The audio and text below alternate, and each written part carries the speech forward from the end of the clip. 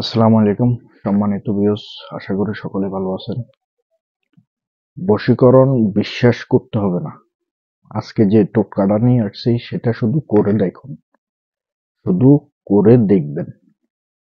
বশীকরণ কাকে বলে আর বশীকরণ কত প্রকার, কি কি। আজকের যে বশীকরণটা নিয়ে আসছি এটা করার সাথে সাথে 72 ঘন্টার ভিতরে শরীরে জ্বালা পোড়া ছুটে যাবে। 72 ঘন্টার ভিতরে। এটা একটা মগা বশীকরণ। আপনি ছেলে হয়ে মেয়েকে বশ করতে পারবেন, বাধ্য করতে পারবেন, মেয়ে হয়ে ছেলেকে বাধ্য করতে পারবেন। তবে এটা বিবাহিত যারা তাদের ক্ষেত্রে নয়, অবিবাহিতর জন্য আজকের নকশাটা।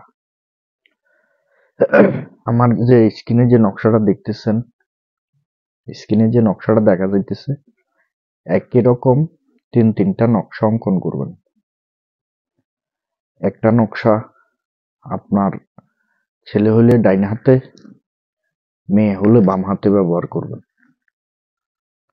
ছেলে হইলে ডাইন হাতে, মেয়ে হলে বাম হাতে ব্যবহার করবেন। আর একটা নকশা যে কোনো নদীতে নিক্ষেপ করবেন, নদীতে ফেলে দিবেন। আরেকটা নকশা রাত্রে 12টা 1 মিনিটে আগুনে জ্বালিয়ে দিবেন। দেখবেন বশীকরণ কাকে বলে।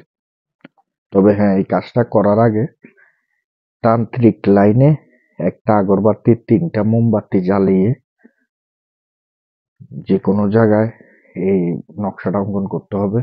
যদি সম্ভব হয় জাফরানের কালি দিয়ে সাদা কাগজে অঙ্কন করবেন, আর যদি সেটা সম্ভব না হয় লাল কলম দিয়ে সাদা কাগজে অঙ্কন করবেন।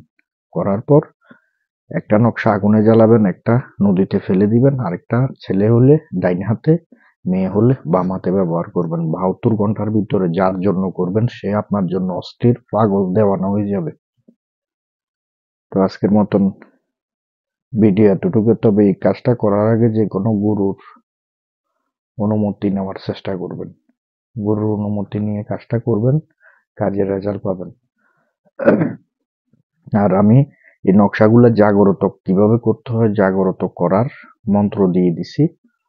ভিডিওগুলা দেখবেন, জাগ্রত করার মন্ত্র দেওয়া আছে। ওই মন্ত্রটা দেখে ভিডিওটা জাগ্রত করবেন, সরি নকশাটা জাগ্রত করবেন। করার পর কাজটা করবেন, 100তে 100 কাজের রেজাল্ট পাবেন ইনশাল্লাহ। তো আজকের মতন এতটুকু। সকলেই ভালো থাকবেন, সুস্থ থাকবেন। আল্লাহ হাফেজ।